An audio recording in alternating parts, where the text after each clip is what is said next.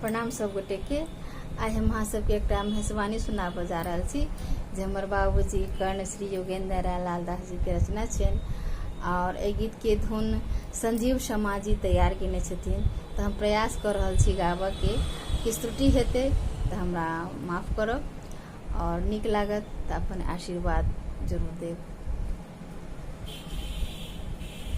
दुल्हा बनला शंकर भोला हो, मतवाला जोगिया।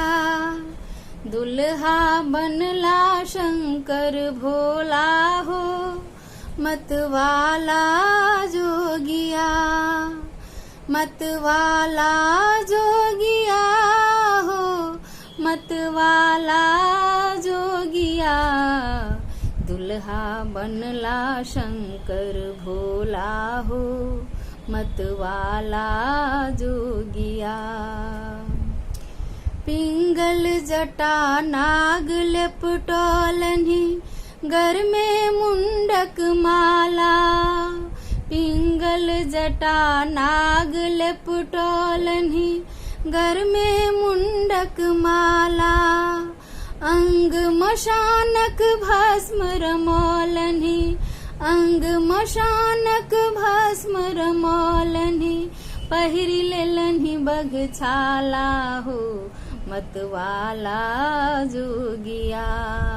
दुल्हा बनला शंकर भोला हो, मतवाला जोगिया। भाल बाल विधु बिहुसी संभारलनि, आभूषण में व्याला। भाल बाल विधु बिहुसी संभारलनि, आभूषण में व्याला। कर त्रिशूल में डमरू टंगलनि, कर त्रिशूल में डमरू टंगलनि। वरद विमुख भ चढ़ला हो, मतवाला जोगिया। दुल्हा बनला शंकर भोला हो, मतवाला जोगिया। श्रृंगी टेरी भूत दल न्योतलनि, कर भयंकर ताला। श्रृंगी टेरी भूत दल न्योतलनि, कर भयंकर ताला। विहि हरि बिहुसी शिवक छवि हेरथि, विहि हरि बिहुसी शिवक छवि हेरथि। बरसाबथि फूल माला हो, मतवाला जोगिया।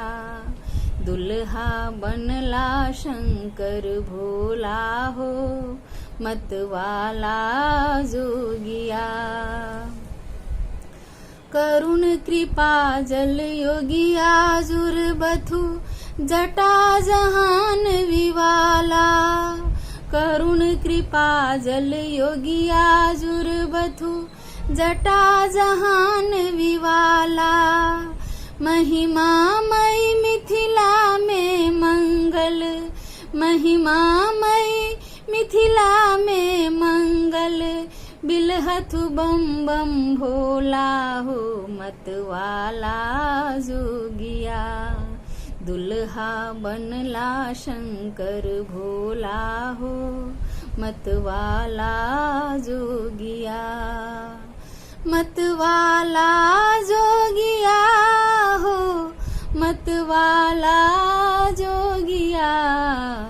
दुल्हा बनला शंकर भोला हो, मतवाला जोगिया। दुल्हा बनला शंकर भोला हो, मतवाला जोगिया। धन्यवाद।